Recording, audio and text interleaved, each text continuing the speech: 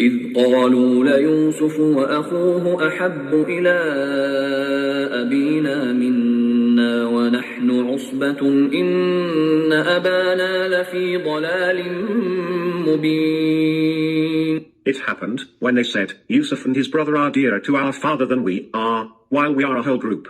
Surely, our father is in clear error. اقتلوا يوسف أو اطرحوه أرضا يخل لكم وجه أبيكم وتكونوا من بعده قوما صالحين. Let us kill Yusuf, or throw him at some place on earth, and thus your father's full attention will be devoted for you alone. And after doing that, you may become a righteous people. قال قائل منهم لا تقتلوا يوسف وألقوه في غيابة الجب يلتقطه بعض السيارة إن كنتم فاعلين. One of them said, do not kill Yusuf, rather, cast him into the bottom of a pit, so that some wayfarers may pick him up, if you are going to do something anyway. قالوا يا So verse 8, 9, and 10, this is now what happened with the brothers as they were trying to seek closeness to the father and want to be righteous. And this is a message which I understand is trying to be righteous. Some people say you have to do wrong to be righteous, and that's not what it is. As you may have heard some Muslim who are trying to say, kill everybody and those who are righteous will go to paradise, the sinner will go to hell, and we will at least achieve the goal. And some people among the group of all faith, and particularly Muslim, which I'm concerned about, is that they're saying, okay, kill them. If they're righteous, they'll be in the Jannah, and they are wrong, they will go to the hellfire. And it happened in the Khawarij. There's a group of Muslim who were reading Quran, hanging the sword in their neck, and pray on the prayer rug and sleep on the prayer rug, and they would be so much righteous in their behavior that they would fast in the day. And there was a city, it is Najran, actually, the city where they were living. These people who rebel against Ali radiallahu anhu, they are known as Khawarij. In other words, they believe in Ali radiallahu ta'ala anhu, and then they exile and they broke the treaty with the bay'ah from him, and they declare war on him, and they call him a kathir. And these were the people who were declaring to be righteous. They were still Muslim. And then what happened with them is that they established a big group of about 10,000 or more, and they declare war on Ali and call him Nauzubillah kafir. And Ali radiallahu ta'ala fought with them and killed them and defeated them. And when Ibn Abbas radiallahu anhu, when he was a governor, went to negotiate, and he came back, he said, Ya Ali, these people are fasting in the day, standing up, praying at night, sleeping on the prayer rug, and they recite so much Quran that when I went near the city where they were residing, they were camping, you could hear the sound like bees are, making noise. And when I got near to them, I saw them, they are reading Quran. So Ali radiallahu ta'ala says, by Allah, these are the ones who are supposed to be the dog of the hellfire. So sometime being righteous, judging other, and declaring that you do wrong to get right is not the way. It is not the Islamic way. It is not the way. And there is a message in this story that even the Quraysh were the brothers and the tribal relation of the Prophet Muhammad. They were trying to hurt him, and Allah saying, no matter you're a descendant of Ibrahim and you declare yourself to be children of Ishmael, and you are the chosen among the Arabs and among the world, yet if you do not behave properly, you are going to be misguided. So this plan was that we will take Yusuf, we will kill him, or we will dump in some place where sayyara means a caravan, and nowadays sayyara means car in Arabic, but the sayyara means that will be a caravan which will come. Often caravan would go. These people were living, if you could imagine, they were living in the Palestine, in that area. It was known as Levant, and it was the Syrian land, and then from there to the Egypt is the site. So when they took the brother, they were thinking we'll take him in a place where a caravan will take him to Egypt, or they were planning, you see how much plan they had in their mind, and or he will die in the hell, and they wanted to kill him. But the eldest of the brothers said, you promise you're not going to kill him, so let him be taken away or let him die on his own, but I'm not going to allow you to kill him.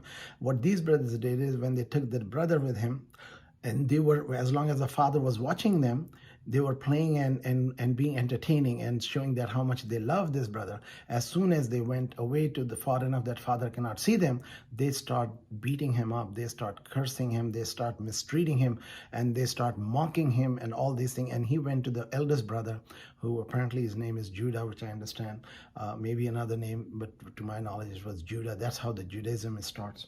The name of this means monotheist. Judah means monotheist. So he said, don't do this. You promised me I'm not going to support you to kill my baby brother. Yes, you can leave him. So they decided to dump him into a well, tie his hand down, and throw him in the well. Let's listen to what is next.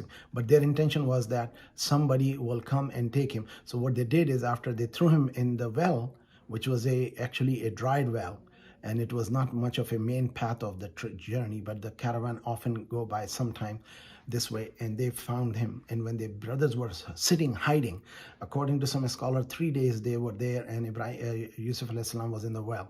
And according to one of the hadiths of Prophet sallallahu alaihi wasallam, that when he asked Jibreel, when was the most urgent time in your life that you have to rush or fastest travel, he said one of those 3 events was when Yusuf alayhi salam was thrown into the pit, and he had to run all the way from Sidratul Muntaha, the highest point, and get down to the earth to take him on his wing before he could hit the ground. So this is how the speed of Jibreel alayhi salam is, and this is something for us to know, that how Allah's angels work with that. Let's listen to the verse 11. قالوا يا أبانا ما لك لا تأمنا على يوسف وإنا له لناصحون. They said to Yaqub, our father, why is it that you do not trust us about Yusuf, while we are his well-wishers indeed? أرسله معنا غدا يرتع ويلعب وإنا له لحافظون. Send him with us tomorrow, that he may eat and play. And of course, we will remain as guards for him. قال إني ليحزنني أن تذهبوا به وأخاف أن يأكله الذئب وأنتم عنه غافلون. He said, it makes me sad that you should take him with you, and I fear that some wolf may eat him up when you are heedless of him. قالوا لئن أكله الذئب ونحن عصبة إنا إذا لخاسرون. They said, if a wolf eats him up while we are a whole group, we are then losers indeed. فلما ذهبوا به وأجمعوا أن يجعلوه في غيابة الجب وأوحينا إليه لتنبئنهم بأمرهم هذا وهم لا يشعرون. So, when they went away with him and were determined to put him in the bottom of a pit, they did accordingly. And we revealed to him, Yusuf, you will, one day, remind them of this deed of theirs, and they will not recognize you.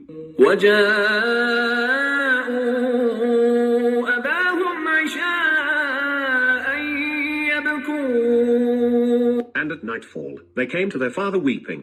قالوا يا أبانا إنا ذهبنا نستبق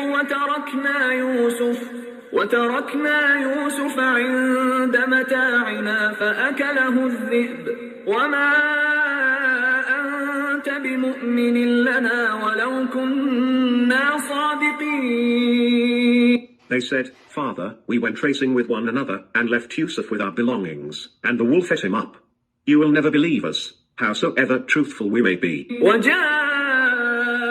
على قميصه بدم كذب قال بل سولت لكم أنفسكم أمرا فصبر جميل والله المستعان على ما تصفون. And they came with fake blood on his shirt. He said, rather, your inner desires have tempted you to do something. So, patience is best. It is Allah whose help is sought against what you describe. So up to verse number 18, there's description of what happened, that they took him and they threw him in the well. And as I said earlier, that they were debating, should we kill him or should we just abandon him or throw him in a pit, or somebody could take him up, because they knew that if a caravan walked by, they will pick him up, and they estimated this thing because these were grown-up brothers. So And then they did the trick is that they killed a lamb and put the blood of the lamb on the shirt of Yusuf alayhi salam, and they brought it back and they said to the father, crying. You see, the crying does not mean that is true, because this is a proof that seeing tears does not make you believe, because sometimes when people want to play the drama and just do not know how to express, they do this thing that they bring tears. So in Islam, the tears are not supposed to be judgment against somebody. Tears may just be false, and it happened in the past. One story is this one, and another place in Quran we'll talk about it, that when people come that are lying with the tears in their eyes, it does not mean that they are truthful. They may be playing a drama. And the other thing about is that accordingly that the shirt which they brought of Yusuf alayhi salam with the blood on it, according to scholars, Yaqub alayhi salam said, what a unusual thing that this wolf was so smart. He ate my son, but he did not tear the clothes of him. So they were just saying, you will not believe us, and you know that we are trying our best to try to play and try to protect him, and he was sitting with our clothes, and the wolf came in and ate him. So they did not bring any part. Apparently the whole body of the Yusuf alayhi salam could be eaten. So the Yaqub alayhi salam was aware of that, they're planning. So what did he say? Fasbirun jameel, fasabrun jameel. So now the patience is beautiful. And it was so painful that he says the patience, when you lose your child, and especially when such a beloved with the nur of prophet on him, the prophecy was manifest on his face, and they all knew it, and his face was enlightened with the beauty and the prophethood. Wallahu al-musta'anu ala ma tasifun. Indeed, Allah, whose help is sought against what you describe. You see, he knew it, but he could not do anything against the prophet himself, for the prophet. And this is something very moving, that Allah subhanahu wa ta'ala tests prophets and the prophet, the children prophet, the child prophet, and the dead prophet. It is very moving. When I was reading this, we see that we always want to do better for our children, and we make efforts and protect them and shield them. It is Allah who need to be trusted with. So may Allah subhanahu wa ta'ala save all of us. So now the story is coming, and what happened to Yusuf alayhi salam when he was in the well. وجاءت سيارة فأرسلوا واردهم فأدلى دلوه قال يا بشرى هذا غلام وأسروه بضاعة والله عليم بما يعملون. And some wayfarers came near the pit in which Yusuf was thrown, and sent their water drawer to bring water for them. So he let down his bucket. He said, what a good news! Here is a boy. And they kept him hidden as merchandise, while Allah was aware of what they were doing. So a scholar described that when Yusuf alayhi salam was thrown into the well, it was dark. It was a narrow opening, but a wideness in the bottom and very little water. When this caravan people arrived, they sent a person to bring the water from the well, which they knew this was in the location. And the brothers had apparently every day they were coming and watching what is going on with that. Did anybody find Yusuf? Because they saw a caravan there. So when they saw that they have taken him, they went to look for it, but before they went to look for it, the person who got him, Allah subhanahu wa ta'ala commanded Yusuf as-salam when the bucket arrived that get onto the bucket. You know, Allah subhanahu wa ta'ala told him first that you will in some time later, you will prove your brother that they were wrong. So this was already told. The Prophet knew he's going through a test as a child, and yet he was being guided by Allah. Allah wasn't watching on him. Jibreel was serving him. He was there to protect him, and his face was brightened with the light of nur. So when they pull him out, وَجَاءَتْ سَيَّارَةٌ فَأَرْسَلُوا وَارِدَهُمْ فَأَدَلَّ دَلُّوا قَالَ يَا بُشْرَى هَذَا غُلَامٌ وَأَسَّرُّوا بِضَاعَةٍ. When they took him out, that he was sat in the bucket as the command was given to him by Allah, and when he sat on the bucket, he came out. As soon as he came out, they saw such a bright face of a beautiful boy, and they saw that this was a treasure these people have hidden here. That's supposed to be hidden somewhere else. So they thought that they will make money out of him because he's such a nice looking, beautiful looking boy, because in those days they used to sell or buy people, and especially such a good-looking boy and such a handsome boy, will be having a very pricey product for them to sell. So this is something what happened. So they kept him. So these brothers, when they saw that these people are taken up, or when they found that Yusuf alayhi salam is not anymore in the well, accordingly he was there for a few days, some says 3 days. So when they wanted to look around, they found a caravan and he was with the caravan. So they said, oh, you have this boy, he's our slave, he ran away. So they said, well, what do you want? They said, well, if you want to keep him, fine, you can keep him. But then they did one thing bad to him. They said, he has a habit of runaway. But then they said, okay, we will sell you, because their interest was to get rid of him so that a father could attend to them. So what they did is they sold him for a fake currency. A beautiful prophet of God was sold. Listen to this, it's beautiful when you will hear in Baksin, with someone in Baksin. The currency which they sold it was a counterfeit money. So such a beautiful prophet of God could be sold for a fake currency, because the jealousy of brother, how far it led to them killing, selling for the fake currency, and father who's a prophet is going through the pain. So jealousy is a very inner thing. Prophet says jealousy burns the deed as if the fire burns the wood. Listen to the next verse, it's very moving. وشروه بثمن بخس دراهم معدودة وكانوا فيه من الزاهدين. And they sold him for a paltry price, for a few silver coins, and they had not much interest in him. وقال الذي اشتراه من مصر لامرأته أكرمي مثواه عسى أن ينفعنا أو نتخذه ولدا وكذلك مكنا ليوسف في الأرض ولنعلمه من تأويل الأحاديث والله غالب على أمره ولكن أكثر الناس لا يعلمون. And the one who bought him from Egypt said to his wife, make his stay graceful. He may be useful for us, or we may adopt him as a son. And thus we established Yusuf in the land, so that we should teach him the interpretation of events. Allah is powerful in enforcing his command, but most of the people do not know. وَلَمَّا بَلَغَ أَشُدَّهُ آتَيْنَاهُ حُكْمًا وَعِلْمًا وَكَذَلِكَ نَجْزِي الْمُحْسِنِينَ. And when he reached the prime of his age, we gave him wisdom and knowledge, and this is how we reward those who are good in their deeds. So verse 21 and 22 about that when he was then taken, because these brothers asked those caravan people which direction you're going, and they said that we are going to Egypt, because these people, the brothers, did not want him come back to the Syrian or what you call the Sham, or which is Palestine, so that father will not find that caravan has arrived, his son is with them. So they made sure that as you could see the map of Middle East, it's this Syria and Lebanon, and then down is Palestine, and Egypt was on the southwest of it. So this is where they were going for, instead of going back this way, if you look in the map of Middle East. So when they went to the city, and in those days they used to sell people, and the bazaar of selling people was there, and the report came out, there's a beautiful boy is for the sale available, and a lot of people were putting betting on him.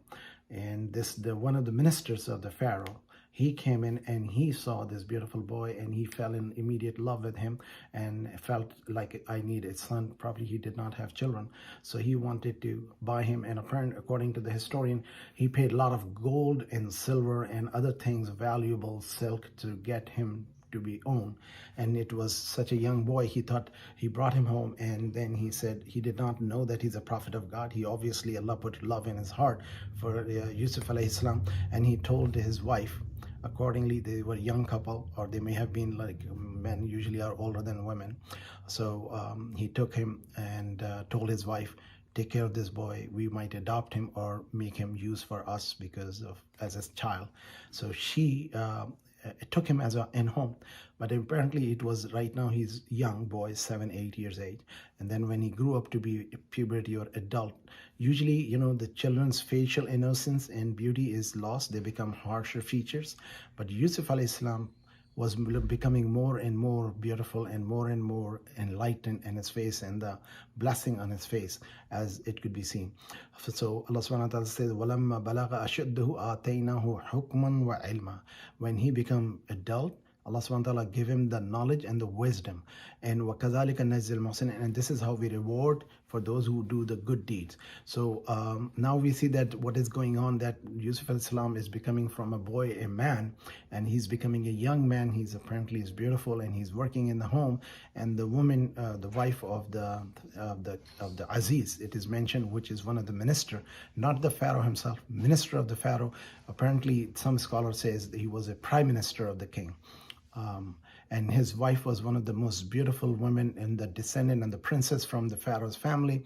So they were very rich and very influential and powerful family. So, and again, let's listen to the next. There is now a character building story in here.